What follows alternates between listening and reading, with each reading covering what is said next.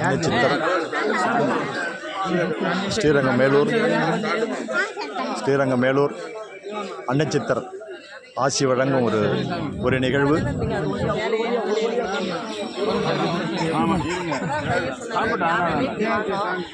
அந்த விஷயம் அப்படி வந்துருங்க, எல்லாமே அப்படி வந்துருங்க.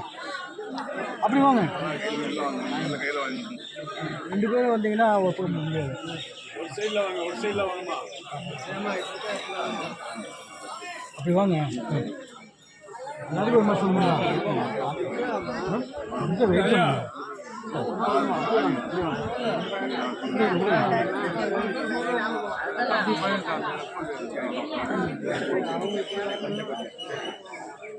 அந்த வாங்க, கொஞ்சம் வாங்க, கொஞ்சம் வாபடி பண்ணுங்க.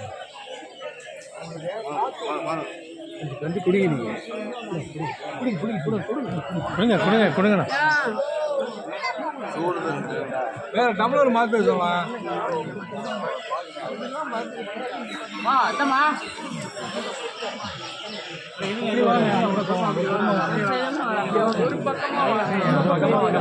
அப்படி வந்து இப்படி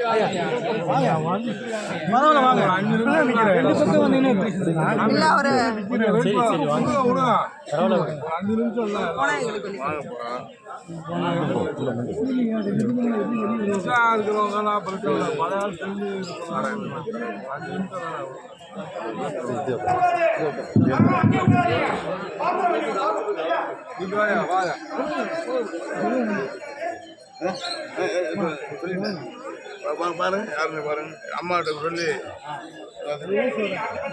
பட்டு பட்டு வந்தீங்கன்னா சாப்பாடு உட்காரு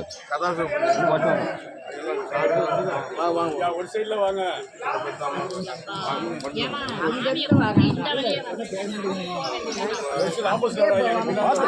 எல்லாரும் முதல்ல அமைதியாகுங்க. இடம் வந்து சாப்பாடு பரிமாறுறதுக்கு இடம் வேணும். இடம் போட்டோம்னா இலையில வந்து பரிமாறுறவங்க மிதிப்படாத அளவுக்கு நடந்துக்கணும். நம்மளுடைய ஒற்றுமை நமக்கு தான் வேணும். முதல் புரிஞ்சுக்கோங்க. எல்லாரும் இந்த அளவுக்கு இப்ப சண்டை போட்டு உட்காடுறோம்ல, பூஜை பண்ணும் போது முடியாதும்மா.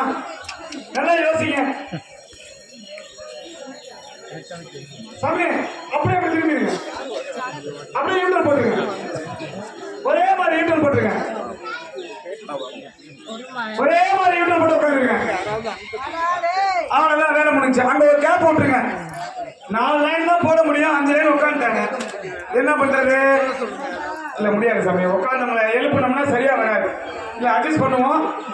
கொஞ்சம் பின்னாடி அதெல்லாம் கரெக்ட் தான். கொஞ்சம் வந்து உட்காருங்க. 2 இலை போட்டோம்னா இலை கொடுத்து நடக்கிற மாதிரி.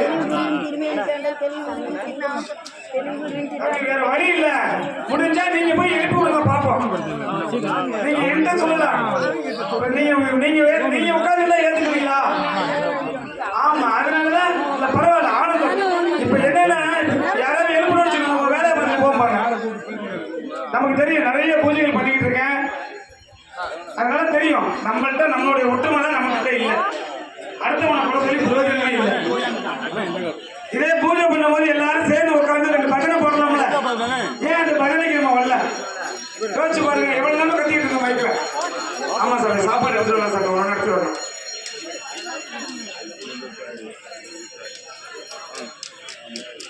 ஆட்டோல உட்காந்து